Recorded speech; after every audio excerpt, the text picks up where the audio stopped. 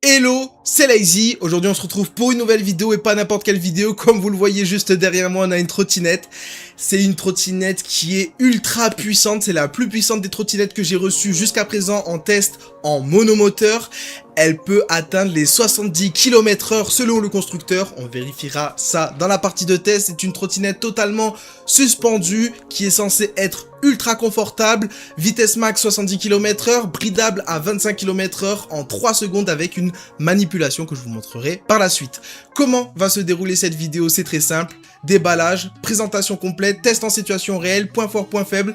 Et pour conclure, ce sera à vous de vous faire votre propre avis. Dans le carton, on avait la notice, un chargeur, des outils, un jeu de clés. On avait bien sûr la trottinette qui était bien emballée et protégée, toujours avec Kukirin, double carton, et à l'intérieur, on retrouve la trottinette qui est protégée par du polystyrène sur mesure. Le montage n'est pas compliqué, il suffit de visser le guidon sur la potence et le tour est joué. La Kukirin G4 ne passe pas inaperçue avec son gabarit assez imposant, avec son large deck aussi grand qu'une table à manger.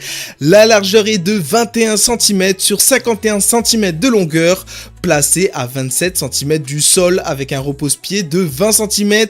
Le tout est parfaitement recouvert de revêtements antidérapants en caoutchouc. Côté confort, on retrouve des bras oscillants à l'avant comme à l'arrière, avec des suspensions réglables montées sur des roues de 11 pouces, avec des pneus tubeless ultra larges, 11 cm de largeur très exactement. À l'avant, aucun garde-boue et à l'arrière, un petit lèche-roue.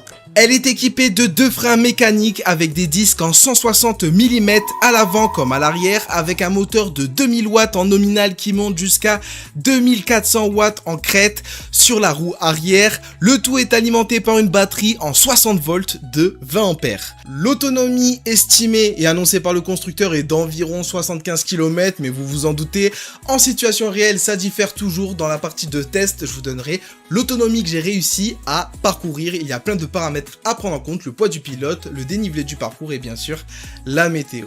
Niveau éclairage, à l'avant, on retrouve le phare intégré en haut sur la tête de fourche avec des clignotants intégrés. Le feu arrière est intégré sur le repose-pied avec des clignotants intégrés. L'éclairage global et le phare avant est assez performant pour pouvoir rouler dans une obscurité totale. Le guidon culmine à 127 cm du sol et à 100 cm du deck. Il mesure 66 cm de long, il est non réglable en hauteur. Au centre, on retrouve la pièce maîtresse, un écran spacieux en couleur qui donne toutes les infos nécessaires, le niveau de la batterie affiché sur 10 bars, le kilométrage total et journalier, le mode de vitesse sélectionné, la vitesse instantanée et différents voyants, les clignotants, les phares allumés, le régulateur de vitesse ainsi que la pastille de bridage. Malheureusement, on n'aura pas accès au voltage de la batterie. La particularité de cet écran est qu'il est tactile, mais on n'est pas obligé de se servir du tactile, tout est réglable via le bouton. À chaque extrémité du guidon, on retrouvera des poignées classiques. Sur la gauche, on a les commandes pour gérer les clignotants ainsi que l'avertisseur sonore. Sur la droite, on a la gâchette d'accélération avec le bouton on-off qui fait office de bouton multifonction pour gérer la trottinette. Pour pouvoir l'allumer, il suffit de tourner la clé de contact. La vitesse max annoncée est de 70 km/h répartie sur 3 modes de vitesse, le mode normal à 20 km/h, le mode sport à 45 km/h et le mode race à 70 km/h. Elle pèse 37 kg, elle est capable de supporter jusqu'à 120 kg, elle est certifiée IP54. Pour une recharge complète, il faut compter environ 10 heures. On va pouvoir partir sur le test en situation réelle, mais juste avant, justement, on l'allait charger jusqu'à 100%. Et aussi, on vérifie la pression des pneus. Moi, j'utilise un petit compresseur sur batterie, c'est le Mir Pomp 2 et ça fait grave le taf. Avant de partir en ride, il y a plusieurs choses à savoir. Pour commencer, il faut mettre un coup de pied pour la faire avancer. Si vous souhaitez ne pas donner de coup de pied, c'est très simple. Il suffit de rester appuyé sur le bouton 7 pendant quelques secondes. Là, vous aurez le petit logo qui apparaît. Donc, quand on va activer cette fois-ci la gâchette, la trottinette va avancer sans qu'on la pousse. Ensuite, il y a le mode régulateur de vitesse. Donc là, c'est sur le bouton mode. On reste appuyé quelques secondes. Là, on a le logo régulateur de vitesse qui s'est activé. Comme vous pouvez le constater, je dépasse les 25 km/h. Pour la brider, c'est très simple. Même en roulant, on peut le faire. La poignée de frein, 1, 2, 3, 4 sur le bouton power. On relâche la poignée de frein et ça y est, là, elle est totalement bridée. Et au max, on ira jusqu'à 25 km/h. Ce qui m'a d'abord surpris au premier abord, c'est son gabarit imposant. On ressent qu'elle est robuste et solide. Elle offre un confort général excellent avec un deck ultra large. On peut y mettre les pieds joints. Les pneus route ont une bonne accroche sur le bitume. L'angle de braquage est bon. L'inclinaison est tout aussi bonne. Les suspensions gomment bien les défauts de la route et les petites et les grosses aspérités. C'est assez moelleux, on a la sensation d'être sur un tapis volant. Niveau confort, c'est équivalent à la Hanguat T1. En off-road, on n'a pas de sensation de vibration, c'est stable, agréable même sur des gros trous, elle amortit bien les chocs. Je roulais à vive allure dans des chemins en terre en totale détente. La direction reste souple, l'accroche reste bonne sur terrain sec. En revanche, on perd en accroche sur les terrains humides.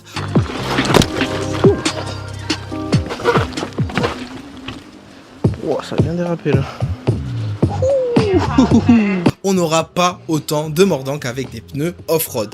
L'accélération est dynamique et nerveuse pour une trottinette en monomoteur, j'ai été choqué. Ce que je kiffe aussi avec cette trottinette, c'est le régulateur de vitesse qu'on peut activer ou non.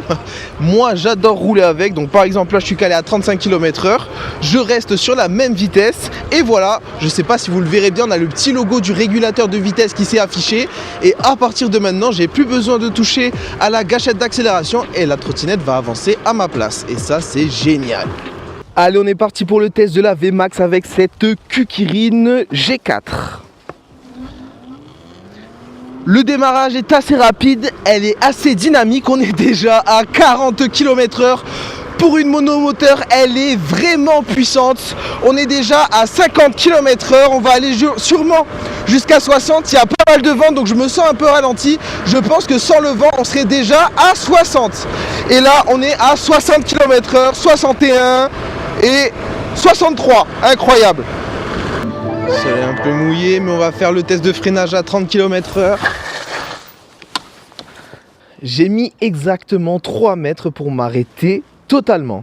Les côtes ne lui font pas peur, elle arrive à les grimper les doigts dans le nez. Elle a réussi à monter ma cote de référence à 34 km/h, sachant que c'est l'une des côtes les plus inclinées de mon trajet.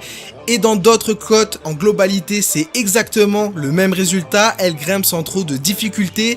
Je l'ai poussée dans ses derniers retranchements et je l'ai amenée face à la côte de l'enfer. Allez, on est face à la côte de l'enfer. Alors pourquoi la côte de l'enfer? Car certaines trottinettes se sont arrêtées totalement dedans, comme la Hanguat CS1 ou encore la Kukirin G2 Pro. On a la Kukirin G2 Max que j'ai dû aider à partir du portail qu'on a juste ici, juste à droite. Assez violent. Et là, on arrive à monter à 30 km/h. Quand on arrive au bout, on est aussi rapide limite qu'une double moteur. Je crois que c'est assez équivalent au résultat que j'avais eu avec la Kukirin G2 Master. Vraiment, c'est la trottinette la plus puissante que j'ai eue en monomoteur. Elle bombarde, c'est un régal. Le cadre est idyllique. Pour plier cette trottinette, rien de très compliqué, on appuie, on abaisse vers l'arrière, on a une petite sécurité ici sur le côté, on tire dessus, on abaisse la potence. Petite particularité, c'est la languette qui est juste ici. Donc celle-ci, il faudra la faire passer derrière le garde-boue et après on pourra la porter. Alors celle-ci, je la conseillerais pas pour les personnes qui habitent en bâtiment. Elle pèse quand même 37 kg. Donc on avoisine pratiquement les 40 kg. Allez, je vais la porter. Hop, c'est parti. Et là, ouais, je le sens direct comparé aux trottinettes que je porte d'habitude. C'est un truc de fou, le poids qu'elle fait. Et comme vous voyez, je peux la porter, mais déjà, je vous le dis directement, là, les barres qui sont ici, ces barres-là, elles me font mal aux mains. Bon, après, avec des gants, ce sera mieux, mais ça, c'est pas agréable. Donc, limite, il faudrait la porter par en dessous. Je vais réessayer en la portant par en dessous. Et là, je suis en train de la porter, alors c'est peut-être un peu mieux. Comme vous pouvez le constater, j'arrive à me déplacer avec, mais clairement, 37 kg à porter, c'est pas super appréciable. Et après, on a juste enlevé la languette ici, à replier, et c'est bon. C'est complètement sécurisé. On est sur la dernière version, la version 2025 qui a été améliorée sur plein de points différents. Elle est de bonne qualité, on n'a pas de jeu dans la potence. En off-road, aucun bruit de grincement, pas de sensation de flottement ou de guidonnage. Sur la fin, avec une barre de batterie, elle a réussi à grimper de nouveau ma cote de référence, cette fois-ci à 29 km/h. En situation réelle, j'ai réussi à parcourir 48 km avec un poids total de 90 kg, une température qui était à la base à 16 degrés et qui a terminé à 18 degrés. Mon parcours de test est varié, on a du plat, des descentes, des montées, des chemins en terre. Tout le trajet, je suis resté aux alentours des 30 km/h et pendant 20 minutes, j'étais entre 30 et 60 km/h. Perso, je me la suis procurée sur le site Geekbuying aux alentours des 700 €. Si jamais ça vous intéresse, je vous mettrai un lien dans la description. Si j'ai un code promo, il s'affichera en bas de l'écran. Si j'en ai pas, je vous invite à regarder sur mon compte Instagram dans les stories à la une. J'ai plein de codes promo que je partage. C'est possible que j'en ai pour celle-ci ou pour d'autres modèles. En général, je partage les meilleurs codes promo dessus. Je vais vous citer tous ces points faibles et par la suite je vais vous citer tous ces points forts. Le premier point faible pour moi c'est les freins mécaniques. Ensuite on a les clignotants qui sont pas assez visibles à l'arrière, ils sont mal positionnés. Les jantes ne peuvent pas se séparer en deux, ce qui complique les réparations. 37 kg, ça commence à faire lourd. Le voltage de la batterie n'est pas visible. Et pour finir, le plus gros inconvénient, c'est que toutes les fonctions de la trottinette sont centralisées sur un seul et même bouton au lieu d'être réparties sur un véritable bloc de commande. En termes de points forts, on est servi, on a son écran ultra spacieux et visible même en plein soleil. Elle est ultra confortable, le phare avant est top, le mode bridé-débridé qui s'active en 3 secondes, le mode régulateur de vitesse qu'on peut activer ou désactiver, le contacteur à clé et pour finir, ça reste un bon rapport qualité-prix. Moi, je pense avoir fait le tour. Maintenant, je vais vous laisser vous faire votre propre avis. Si jamais il y a certaines questions auxquelles je n'aurais pas répondu, n'hésitez pas à le faire dans l'espace commentaire. Je me ferai un plaisir de vous répondre. N'hésitez pas aussi à vous abonner et lâcher un petit pouce bleu si jamais la vidéo vous a plu et me suivre aussi sur Instagram si jamais vous voulez des codes promo comme j'ai dit un peu plus tôt dans la vidéo. Je partage plein de codes promo.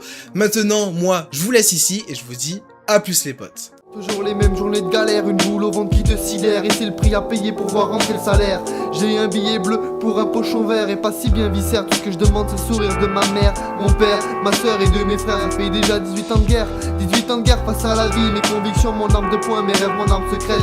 Et depuis le début je bats en retraite car faut éviter les pièges à l'eau.